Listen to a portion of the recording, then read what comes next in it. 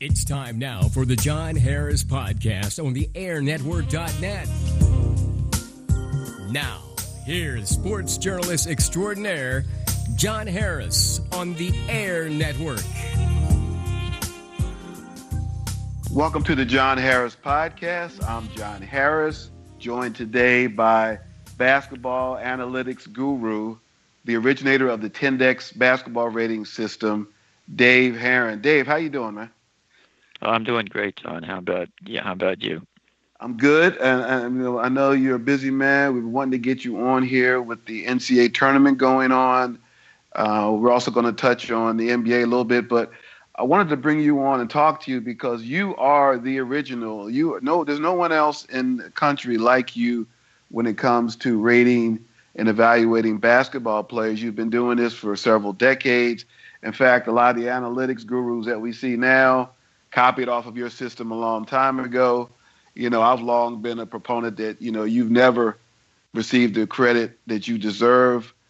And we're going to talk about these ratings now as it pertains to the tournament and some of the top players whose teams are still in the NCAA tournament right now, and just your thoughts on their ratings and how the rating system works. Dave, I'll let you just discuss briefly how the rating system works. I don't want to bog people down with it, but I think it's always important just to let people know what the Tendex system is all about.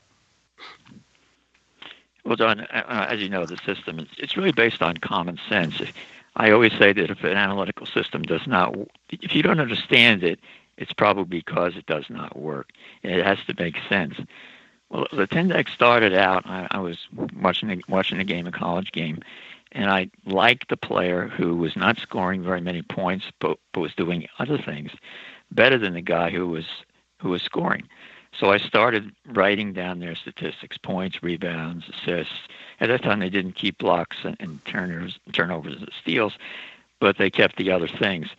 And just from the points, the rebounds, the assists, and the shooting, that is a percentage, that is how many shots he made, how many he took, how many he missed, I was able to ascertain that the guy who was not scoring as many points was actually the better player, because his total, after I just added things up, was higher than the other. Later on, I found out that it was much better to divide and get a percentage.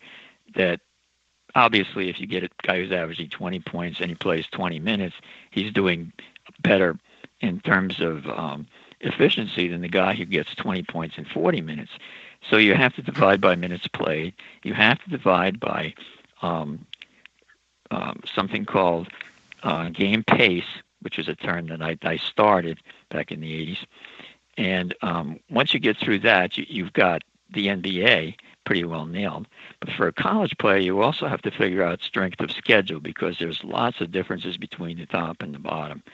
And even calculating that is something that I've never seen anyone else do accurately. I've seen numbers that'll say, well, this team is number 1, 2, 3, 4, 5. But I've never seen a numbered strength of schedule rating, which is actually meaningful. And it's important to divide by that in order to get the college rating, because sometimes a team will play a lot of weak teams rather than a lot of strong ones. So what is Tendex? I mean, people go in basketball, people go by scoring average, rebounding average, assists, and as simple as you can possibly be. What does Tendex do? What does Tendex tell you when you get a player's Tendex rating? What should I read into that? What does that mean?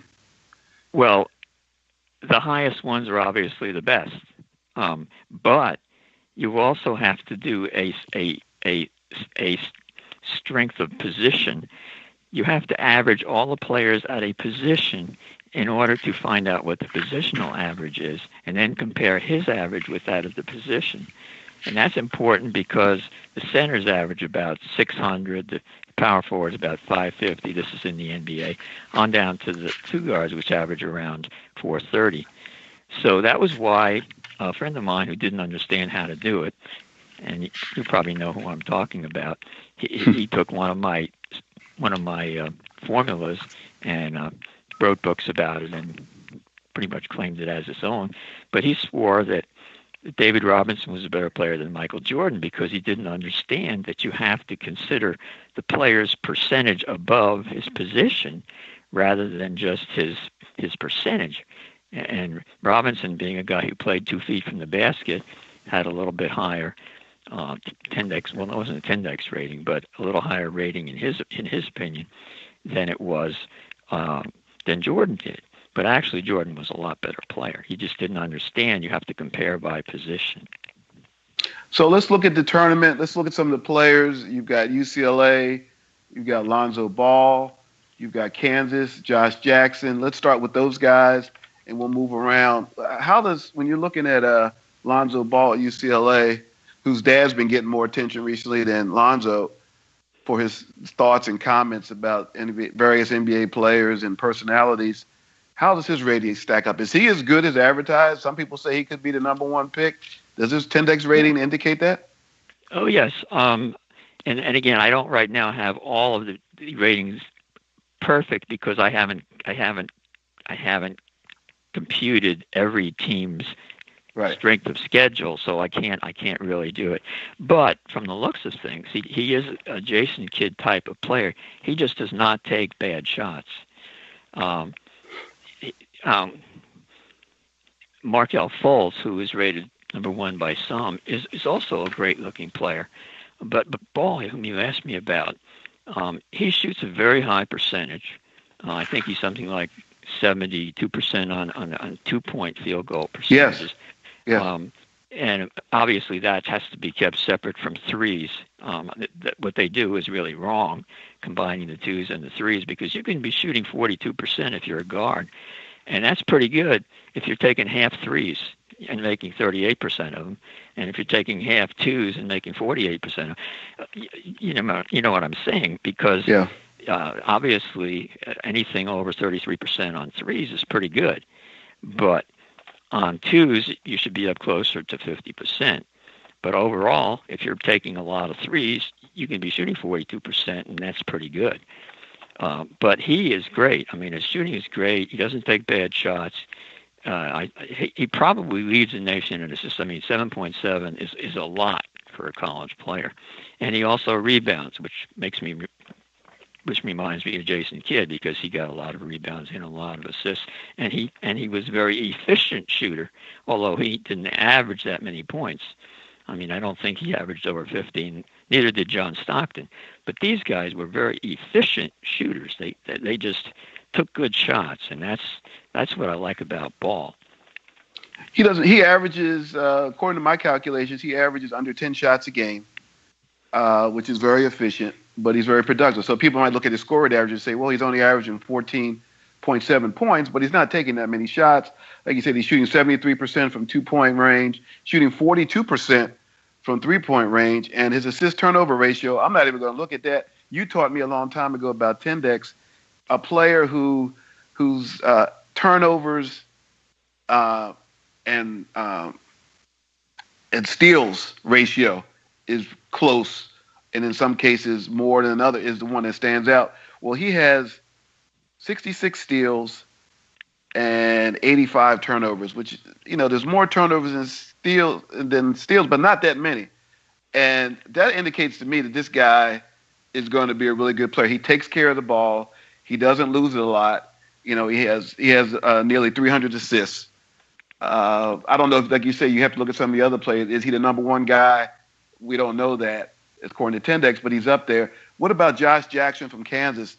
Kansas is another team that everybody's looking at that's still in the Sweet 16.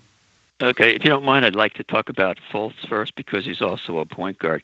Let me make clear. Washington did not make the tournament, but on some. Oh, okay. Some people, all right. Okay. But Kansas some people, is in the tournament. Yeah, okay. But some people are saying that Fultz will be the number one pick. So no, go right ahead. You can talk about him for a minute. Well, the reason I wanted to talk about him because he's a point guard, right? And from what I've seen, the issue of who's going to be number one is between Fultz and Ball, right? And Fultz is more like a James Harden type. Okay. And that's how do you compare Harden and Kidd? I don't know, but they're both great. They're both absolute Hall of Famers. Harden scores more points, but he also is a great playmaker. I mean, he makes the assists. He commits more turnovers, and his shooting percentage, well, in Kidd's case, probably Harden has a better percentage than Right. Kidd did.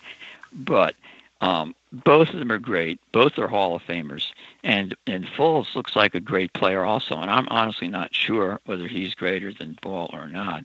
But those are the two guys I would compare them with. And when you're talking about a Kidd and a Harden in the same draft, you're talking about pretty good top of the draft. Because Fultz can definitely put it in the basket. He averages about 6 rebounds, about 6 assists. And for a point guard, again, the turnovers are more because they have the ball more. So Right. in Ball's case, to have almost as many almost as many steals as turnovers is really outstanding. It's really a good percent. We figure in it. Anybody who has a total of steals and blocks that are more than his turnovers is pretty good with the ball. So he's obviously really good in that department. Well, it's funny that you mentioned that. He had that total. His total of steals and blocks is 92, and he has a total of 85 turnovers. So he does surpass that. Right, and that's very unusual for a point guard. Yeah. I think Robertson, when he was young, nobody could take the ball away from him. So he must have had more total steals than turnovers, in my opinion. But that's exceptional. That goes back a long, long, long time. It's very rare that happens. Let's look at Josh Jackson from Kansas, another player to watch still in the tournament. He's an interesting player. I don't like him as well as the scouts do. I find him to be thin. He's not really well built. And unlike Ball and Fultz, who are big for their positions, I don't think he's that awesome size for 3. His rebounds pretty good, about 7. His points are pretty good, about 16. But he's also age 20, which is a year older than most freshmen. I'm just not seeing him as a top 3 type guy. Not that he's not a good player. I just don't see him. I see there's a big drop-off between Fultz and Ball and Jackson. You're listening to the John Harris podcast on the airnetwork.net. We're speaking with Dave Herren, the originator of the Tendex basketball rating system. Dave has worked with, I think, 15, 16 NBA teams through the years doing various scouting, evaluation, project work, and author of numerous books, Basketball Abstract. Sure, you can probably still find them on Amazon if you're looking for them, but I've known Dave for quite a long time, have tremendous respect for him and his knowledge of the game. And right now we're looking at the NCAA tournament, some of the top players who are in the tournament and looking at their Tendex ratings and how that will translate to the next level of the NBA. Kentucky has 2 guards, Dave, Malik Monk and De'Aaron Fox, freshman guards who will play a big role positively or negatively in how far the Wildcats go in the tournament. Any Tendex thoughts on those 2 guys? Yeah, well, Tendex has really liked the Kentucky players in recent years, and they've come out and they've played really well. I'm going to say again what I said to you before. You take Fox and Monk together, and you probably have a really good player. But I don't see either one of them as being the superstar level. They're all freshmen. The first 10 rated are all freshmen, which is ridiculous, as we've discussed. It's just absurd. And once you get past the top 2, to me, it's wide open as to who's the next best guy, and it's not necessarily a freshman. And these 2 are, I think they could both be good. I'm not saying they're not, but I just don't see them as being elite players. At least not now. The statistics do not show them as being elite players. They definitely first-round draft choices. Don't get me wrong, but to have them ranked up there as like number 4 or 5 or something like that, I think that's a little too much for these guys.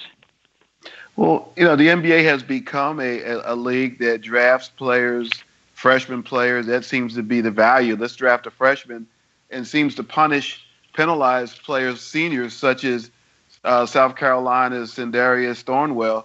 the SEC Player of the Year, who led South Carolina to a huge win over Duke, for South Carolina to advance to the Sweet 16 for the first time in school history, I believe. He's a senior. I think you're pretty high on him, though. I don't think the scouts are as high on him as you are. Oh yeah, I went through some of the Draft Express and NBADraft.net, and I can't remember seeing his name in the first or second round. And as you know, John, I just think this is just ridiculous. He's much more NBA ready than any of the freshmen to begin with. So if you want to draft a guy and then have him develop for 3 or 4 years and then go someplace else, I mean, come on. But that's what happens to a lot of these guys. It's much better to draft a guy who's NBA ready than it is to draft a freshman who is not. Now, some freshmen are great. The guy last year was just great, the guy from LSU. But Thornwell looks to me like he's got it all. He doesn't seem to have any weakness.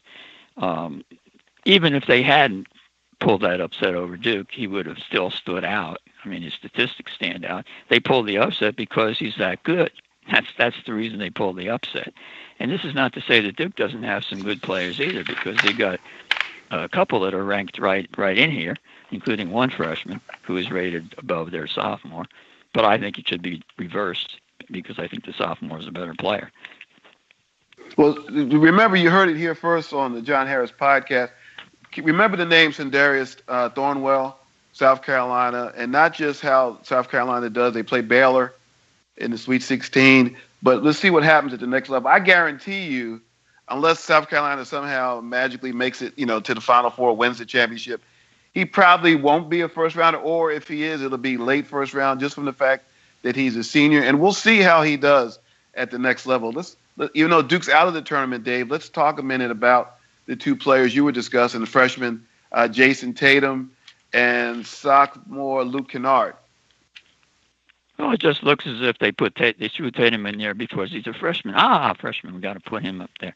And they threw Kennard down there because he's a sophomore. Gee, he's old. He must not be any good. He's already been in college for a year, right? Why isn't he in the NBA? Well, there's another factor that goes in there, and that's rate of improvement. Sometimes you get a guy who's really improving rapidly, but when he's a freshman, he isn't ready for the NBA. But when he's a sophomore, he is. But and we've talked about this, John, if you have a guy who's improving head over heels by leaps and bounds, as in the very first draft that Tendex did, we had Michael Jordan and John Stockton. That's what they were doing. These guys were not ready for the NBA when they were freshmen. Today they wouldn't. Where would you draft Stockton? Well, Stockton was number 16 or 15 then, so he was underrated even then. But even then, Jordan was number 3. He was perhaps the best player in history, certainly one of the top 4. And he wasn't even the top 2 choice. And the guys in front of him, one of them was a stiff. So the rate of improvement's important. And Luke Kennard, by all, everything that I'm looking at, by the numbers, he looks like a better player than Jason Tatum, who is ranked number 4, where Kennard is ranked number 20. But that's just the way it looks to me through Tendex's eyes. Fortunately for me, it proves out often to be correct, as you know, John, that Tendex has outdone the scouts in selecting players for the draft. It's just a fact of the matter. It's not an opinion. No, but sometimes people have trouble with facts, especially if the facts don't fit what they're trying to push. And again, analytics are a really big thing now, but analytics can't predict the draft and the ratings for players the way Tendex can. Before we move on to the NBA, Dave, are there any other freshmen you want to look at, talk about, discuss? I think you covered some that No, I think that's good. Let's go to the NBA. We talk about the NBA. Yeah, the NBA. It's a long season. The playoffs are coming up. This is not a prediction show we're doing here. Let's discuss for a minute the MVP race, which seems to be one of the biggest deals going with the NBA this year. Who is the MVP? You're hearing the names out there: James Harden with the Houston Rockets, Russell Westbrook with Oklahoma City, And for a while, we were hearing about the star player for San Antonio. That's kind of died down a little bit now. We're not hearing his name as much. I want to hear from you a lot. From what I've been getting from the people that are voting for the MVP, the media, at least the favorite or in the lead right now seems to be James Harden. I think you have a little bit different of opinion on that, and I think that's important to get that opinion out and tell us why you feel the way you do.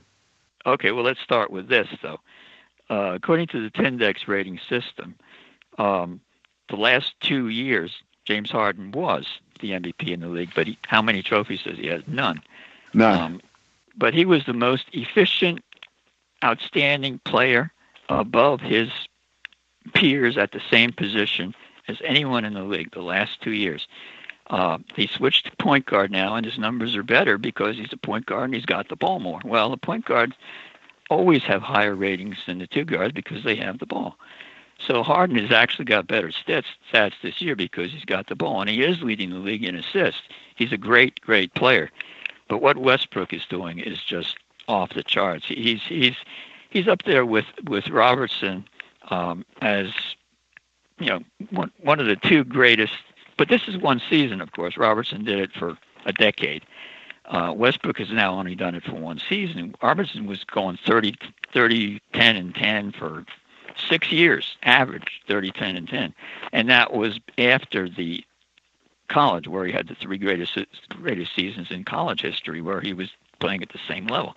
Well, Westbrook has just gone way, way, way, way up now that Durant has left the team, because he's had to. And the thing is, Westbrook has done it. Sometimes guys can't carry a team. Well, Westbrook is doing it. He's proving he can do it. And by going 30, 10, and 10, he has got the second best flat numbers in the history.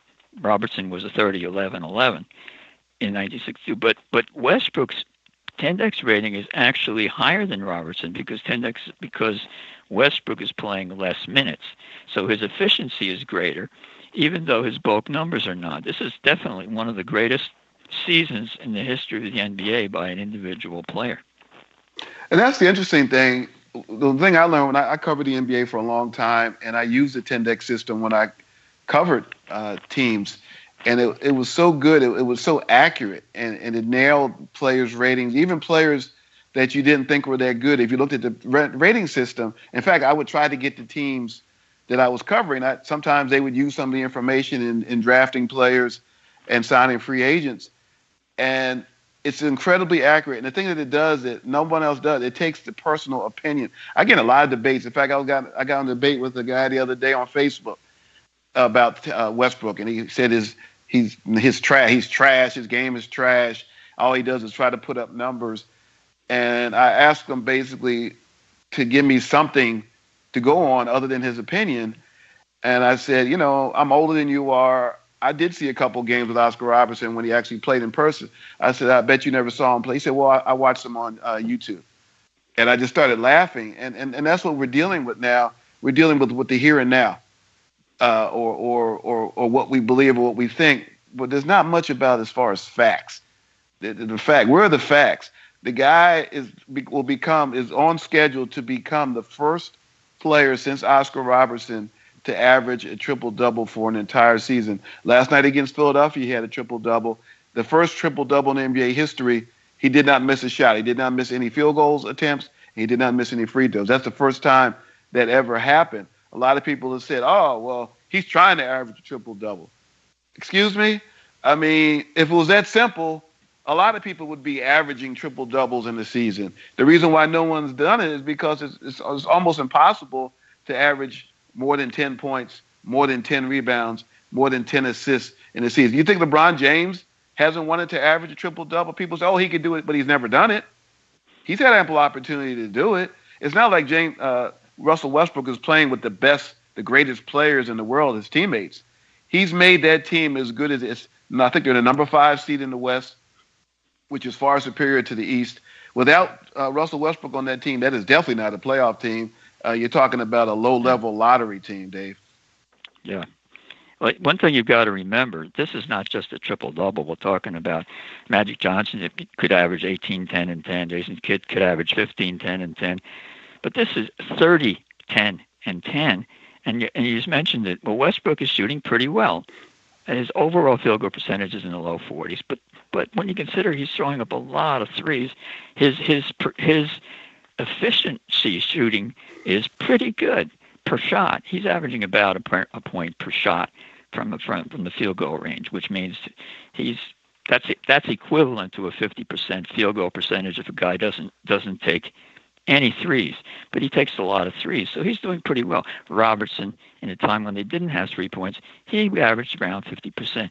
Well, that is really good shooting for a guy who's averaging 30 points a game, and everybody's trying to stop him. He doesn't basically have many good teammates to help him, and Harden did that the last 2 years.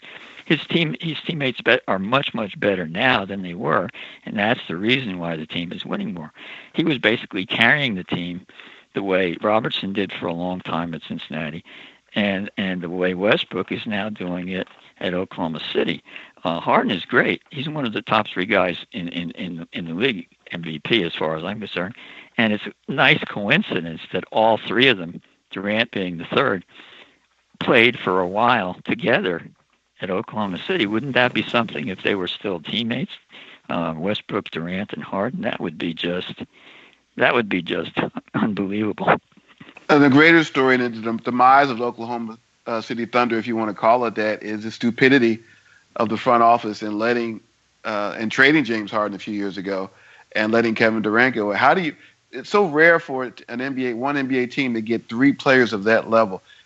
So basically, the Tendex rating system this year has Russell Westbrook number 1, has James Harden number 2, has Kevin Durant number 3. It has Durant number 2 and Harden number 3. But Durant number 2, Harden number 3. Top 3. That's the top 3. Those 3 players were on the same team at one time. They're on the same team, which is incredible. And you don't let that talent go. I know their excuses were made. Oh, he wouldn't sign. You could have signed James Harden to a max deal and kept him. You just don't lose that kind of talent because it's so rare that you'll ever get it again. You had 3 of them. They went to 1 finals with that team. Granted, those guys were a lot younger. I would take those 3 on a team now. I think they would win some championships now. What do you think? Well, that was James and Wade when they were in their primes, and in that series, even so, it was tough because James had to play their 4 guard. He played the 4 guy. What was the guy's name who played the 4 for Oklahoma City? He was good, and James shut him down. Oh, Serge Ibaka. Yeah, and Wade shut down Harden. Well, then couldn't do it now, but Wade shut Harden down, held him under 10 points just about every game. I think the last game he went over 10 because they called off the dogs in the last 10 minutes. They were so far ahead. But Wade shut down Harden, so that meant it was up to Westbrook and Durant to win it for them. But James and Wade were just a little better at that point. I mean, they were in their primes while these guys were just coming up. Well, now these guys are in their primes. So it's a different ball game because Durant is now. He also had 2 seasons where he was the MVP according to Tendex. Durant had 2, and then Harden had 2. And this year it looks like Westbrook. James had a string of 8 in a row. James is great. And he still is a great player, and he would be definitely in contention for MVP if it weren't for the fact that Harden and Westbrook and Durant are just having such outstanding years. Because James and Kawhi Leonard are having great years that in some years could be MVP years. So is this the disparity between 1 and 2? Is it close? Is it a great wide disparity? Is Westbrook clearly, according to Tendex, is he clearly the number 1 player, the MVP candidate this year? Yes. Yeah, just as it's a lot of times it's pretty clear. It's been pretty clear for Harden the last 2 years. A lot of people wanted to go with the point guard at Golden State, Curry. Yeah, Curry. But Harden had better numbers. Curry's a great shooter, probably the greatest shooter of all time. But he doesn't have a balanced game. He's just a shooter, and he's not a good defensive player either. But yeah, it's clear. It's clear cut. Westbrook this year is just head and shoulders above everybody else, even though there's 4 other guys who are really, really high. It's an exceptional year for the individual player. Yeah, going back to Curry for a minute, Stephen Curry. I mean, he was voted back-to-back MVP the past 2 years. But to me, the status that he was elevated to by the media during those past 2 years was not deserved. I mean, there was a lot of comparisons with Michael Jordan. To me, if you're that level player, you would be there all the time. This year, he's not there this year, okay? He's not there. He's not that level player. It isn't just that, but they've got Durant now, and Durant's their best player, period. And Durant was better than Curry every year. Right. And Harden, the last 2 years, was considerably better than Curry. It's just that Golden State won, okay? And the most valuable player is not necessarily always on the team that wins. It's just not the case. Golden State has 4 exceptional basketball players. And now Durant is number 1. He's clearly number 1. Curry is a fine shooter. He's the greatest shooter of all time, probably. I mean, he's just a phenomenal shooter. But the point guard for Cleveland outscored him because Curry can't play defense. He couldn't do anything. Well, you know the guy I'm talking about, John. Kyrie Irving. Kyrie Irving outplayed him, outshot him, outrated him. That's because Curry is a weak defensive player, and defense is an important facet of the game. The truly great players, the LeBron Jameses, the Oscar Robertsons, Will Chamberlains, Michael Jordan, these guys were good defensive players. They had nothing in their game that was left out. But Curry is just a great shooter. That's it. Well, you heard it here on the John Harris podcast with Tendex originator Dave Herren, Lonzo Ball, or maybe Markelle Fultz, according to Tendex, should be the number 1 pick in the upcoming NBA draft. And as far as the NBA MVP this year, heading away is according to the Tendex rating system, is Russell Westbrook, Oklahoma City, followed by Kevin Durant of Golden State, and number 3, James Harden of Houston. This is the Tendex rating system, not what you're going to be hearing and seeing out there when the voting comes along. It's going to be different, but Tendex is always different. Let's see how the careers of some of these college players pans out. Tendex has a great long history of success. We're going to get Dave Herren back on. We're going to talk more basketball. We're going to talk probably maybe when we get closer to the NBA draft, get Dave on and break down his lottery picks or his top 5 picks, his top 10 picks. We'll look at the NBA finals a little bit. Dave, thank you so much for coming on. Enjoyed having you. Enjoy the rest of your week. Tell Joan, your wife, I said hello. And thanks so much for your time. Well, thank you for having me on, John.